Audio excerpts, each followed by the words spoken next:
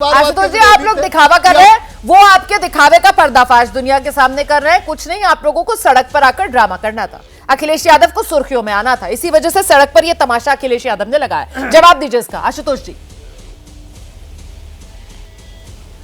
रुमाना जी, मैं इसके दो जवाब दूंगा। पहला जवाब तो जो इन्होंने भ्रष्टाचार का आरोप लगाया है, तो संपूर्ण क्रांति का जो जयप्रकाश लोक नारायण का जो था पूरा क्रांति, वो भ्रष्टाचार पे थी। समाजवादी पार्टी की सरकार 2017 से चली गई और 17 से बाद से आज 7 साल हो गया है। एक भी चार्ज, 1 रुपए का भी अगर आपने प्रूफ कर दिया हो तो हम बात मान जाएं। तो सिर्फ अनर्गल बातें बैठ के टीवी चैनलों पे, अखबारों पे देना बंद कीजिए। आशुतोष जी, मैंने भी इनसे यही सवाल पूछा कि 7 साल हो गए, 7 साल में इमारत को खंडर बना दिया, ठीक है, उसका वो जवाब नहीं दे पाए मनीष जी। अब दूसरी बात, इसके दूसरे पहलू पे, इसका दूसरा पहलू आप समझिए। मैंने 5 एग्जाम्पल दिया।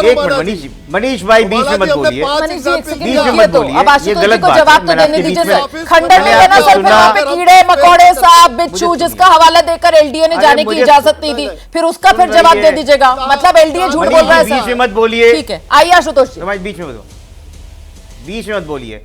नहीं, दूसरी बात समझिए, वो बहुत मूल है। आज की जो भारतीय जनता पार्टी है, अरे मनीष जी शांत रहिए भाई। आज की जो भारतीय जनता पार्टी है, उनको जेपी से कोई मतलब नहीं है, क्योंकि आप याद कीजिए, जब भारतीय जनता पार्टी से भारतीय जनसंघ था, तब सभी सोशलिस्ट लीडर, अरे भाई बीच में मत बुलाइए, इनसे बोलिए, शांत रहिए, कोई डिबेट का तरीका होता है। भारतीय जनसंघ जो भारतीय जनता पार्टी बनी, और जो जनता दल, जो उसके बाद समाजवादी पार्टी, जनता दल यूनिटी, सारे लीडर्स, चाहे उसमें आप अटल बिहारी वाजपेयी जी का नाम ले लीजिए, लाल कृष्ण आडवाणी जी का नाम ले लीजिए, शरद यादव जी का नाम ले लीजिए, नीतीश कुमार जी का नाम ले लीजिए, मुलायम सिंह यादव का नाम ले लीजिए, जॉर्ज फर्नांडिस, ये सब एक समाजवादी सोच के साथ जेपी आंदोलन से जुड़े थे।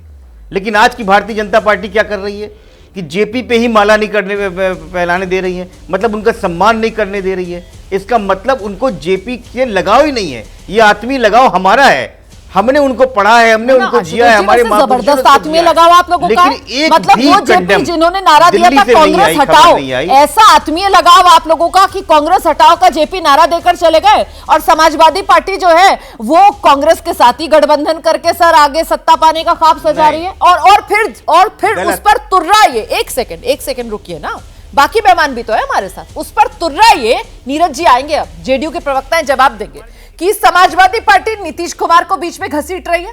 नीरज जी, समाजवादी पार्टी नीतीश कुमार को बीच में लाकर कह रही है कि जी आप समर्थन वापस ले लो, ये बीजेपी के लोग देखो जेपी का सम्मान नहीं कर रहे।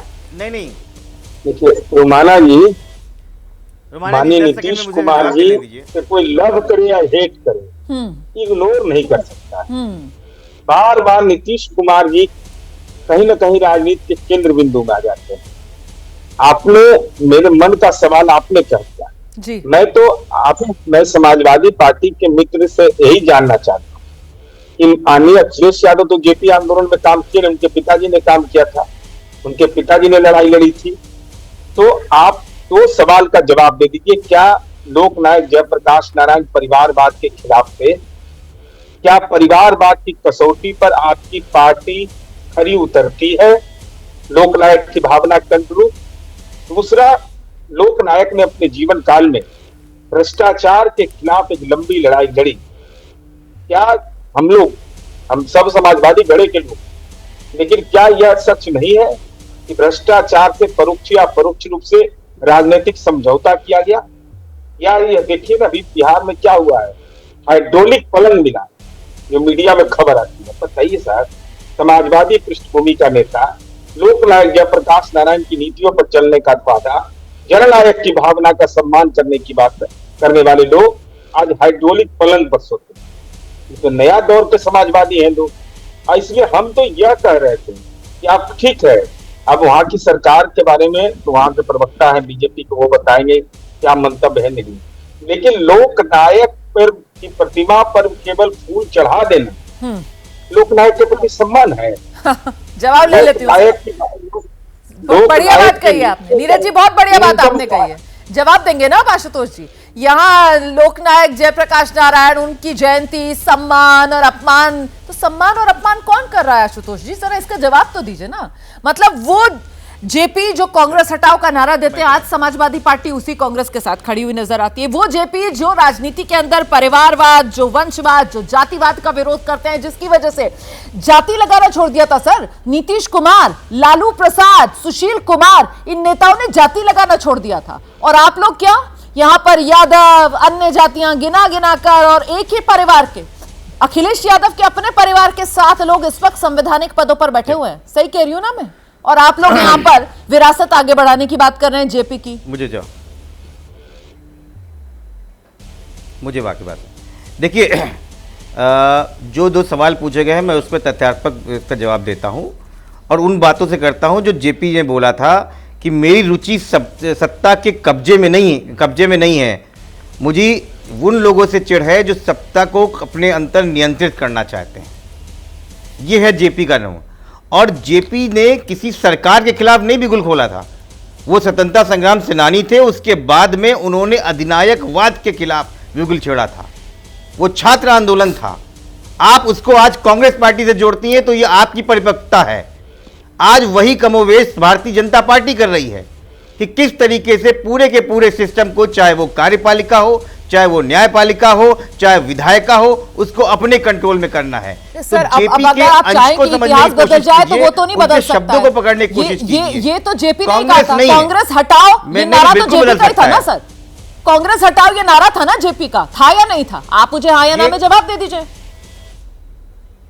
ये नारा मैंने तो नहीं गढ़ा सर यहाँ पर एबीपी न्यूज पर बैठकर।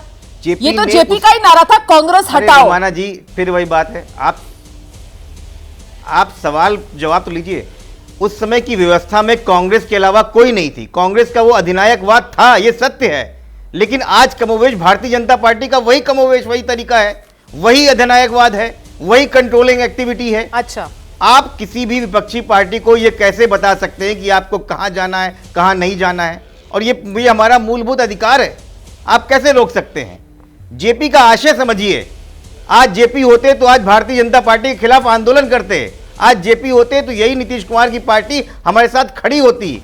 लेकिन पता नहीं कौन सा सत्ता का ऐसा लोलुपता है जो लगातार बार बार बोलते हैं कि हम भारतीय जनता पार्टी में कबहू नहीं जाएंगे और फिर घूम के चले जाते हैं। ये बात उनको समझनी चाहिए, हमको नहीं। ठीक है, छोटा सा जवाब नीरज जी, उसके बाद मैं सीपी राय साहब के पास आ रही हूँ, क्योंकि यहाँ पर सीधे कटघरे में उन्होंने जेडीयू को खड़ा कर दिया है।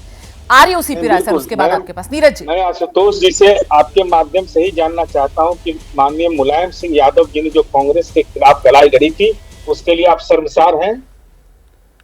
अगर जनता दल को कटघरे में खड़ा कर रहे तो क्या मुलायम सिंह यादव जी कांग्रेस विरोधी जो बयान और आंदोलन में अपनी सक्रिय भूमिका निभाया था, अगर जनता दल शर्मसार है तो आप गौरवान्वित हैं? उनका बेटा आज कांग्रेस के साथ गठबंधन कर लिया।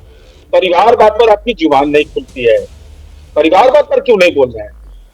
7 आदमी एक परिवार का, ये साधारण बात है कि लोकतंत्र में इससे जमींदारी क्या होता है? राजनीतिक जमींदारी, कार्यकर्ताओं को उसका हक नहीं मिले, हमारे परिवार को, हमारी पत्नी को, हमारे बेटा को, हमारे बेटी को। नीतीश कुमार जी पर कोई आरोप लगा पाया आज तक? और 43 एमएलए की हमारी पार्टी थी, ठीक है, और 45 एमएलए राजनीति हमारे इर्द गिर्द ही घूमती है। ये नीतीश कुमार का व्यक्तित्व। और आपको घटना चक्र घुमाना पड़ता है प्रचार में आने के लिए, सेंट्रल पॉइंट में आने के लिए, लेकिन बगैर हमारे राजनीति का एजेंडा ही पूरा नहीं होता है। यही नीतीश कुमार का व्यक्तित्व है। जैसे ही घड़ी का काटा दोपहर 2:30 पे आए, बबीता जी का दिल सास बहू साजिश के लिए मचल जाए। और ये है इनकी बहू, पूरे दिन ऑफिस की टेंशन हो जाए गॉन जब ये करें अपना फेवरेट शो फ्री टाइम पे ऑन। इनकी तरह आप भी देखिए अपना फेवरेट शो अपने टाइम पर और डाउनलोड कीजिए एबीपी लाइव ऐप अपने स्मार्ट टीवी पर।